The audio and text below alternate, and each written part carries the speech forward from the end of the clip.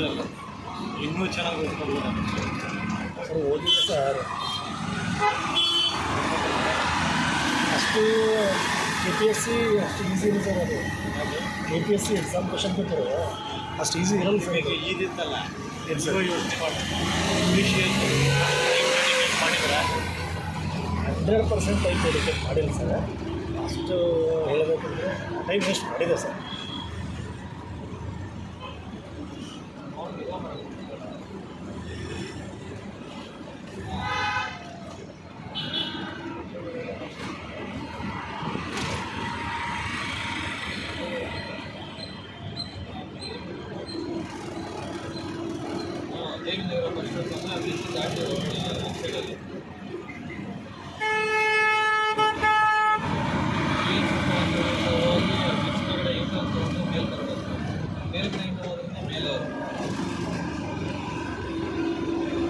Sir sir ಆಗಲಿ ಅಂದ್ರೆ ಮತ್ತೆ ನಮಗೇನು ಕೆಲಸ ಇಲ್ಲ ಸರ್. ಮೆಂಟಲಿ ನಿಮ್ಮ ಥರ ವರ್ಕ್ ಇರಲ್ಲ ಸರ್.